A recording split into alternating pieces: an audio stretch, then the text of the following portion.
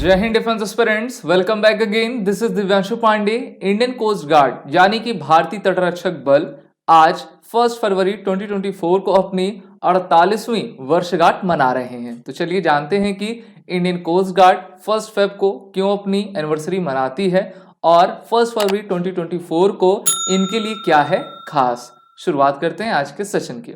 जैसा कि हम सभी जानते हैं कि मिनिस्ट्री ऑफ डिफेंस के अंतर्गत नेवी, एयरफोर्स, आर्मी और इंडियन कोस्ट गार्ड आपकी आया करती हैं।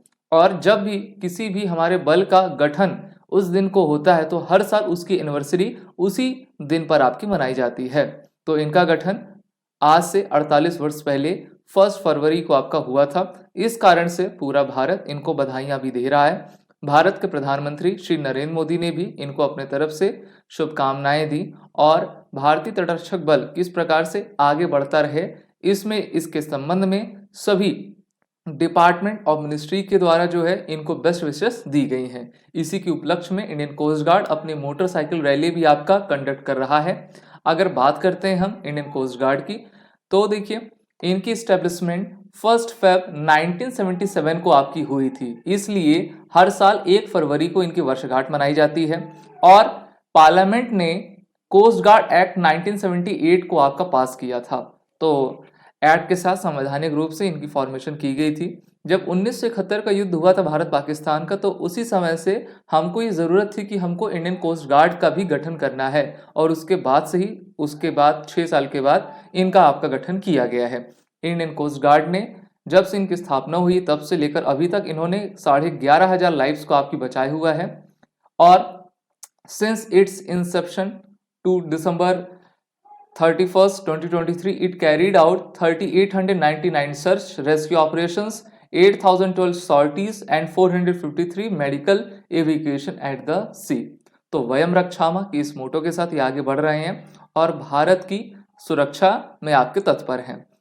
बात करते हैं इनके मेन एम की, तो देखिए ये हमारी जो इंडियन आर्म फोर्सेस की ब्रांच है वो mainly search, rescue, maritime law enforcement agency के रूप में कार्यरत रहती है। मिनिस्ट्री ऑफ डिफेंस यानी कि रक्षा मंत्रालय के अंतर्गत ये आते हैं। इनका हेडक्वार्टर नई दिल्ली में है और 1971 वॉर के बाद 1977 में इनका आपका गठन कर दिया गया था। इनका मोटो जो है वयम रक्षामा है। और अगर हम इनके रीजनल हेडक्वार्टर्स की बात करें तो भारत के नॉर्थ वेस्ट गुजरात गांधीनगर में इनका नॉर्थ वेस्ट रीजनल हेडक्वार्टर है, वेस्ट में मुंबई महाराष्ट्र में, east Chennai Tamil Nadu, north east Kolkata West Bengal और अंडमान निकोबार कमांड के पोर्ट ब्लेयर में इनकी रीजनल हेडक्वार्टर्स हैं। तो हम कह सकते हैं कि टोटल इनके 5 रीजनल कमांड्स हैं जहां पर ये भारत के 7,516.6 किलोमीटर की लॉन्ग बाउंड्री के मैरीटाइम सिक्योरिटी को आपका कंडक्ट किया करते हैं। इनके अभी के जो डीजी हैं उनका नाम राकेश पाल है।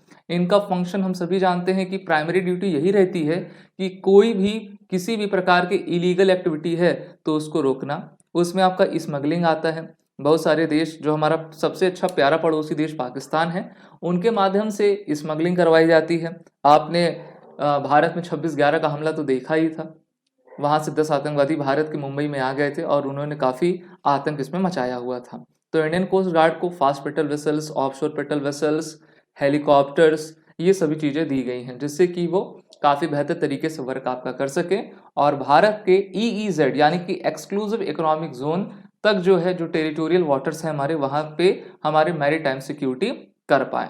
साथ ही साथ डिजास्टर मैनेजमेंट पर भी ये आपका वर्क किया करते हैं। जैसे कि आप देखते होंगे कि ऑयल ले जाती हुई जो शिप्स होती हैं, कभी वो आपकी एक्सीडेंट उनका हो जाता है तो ऑयल स्पिल्स हो जाता है, तो उसको कैसे रोका जा सके इसके लिए हर साल तैयारियां करती हैं, एक्सरसाइज भी कंडक्ट किया करती हैं। तो काफ़ी बेहतरीन हमारी एजेंसी है और ये इस बार जो अपनी 48th एनिवर्सरी मना रही है।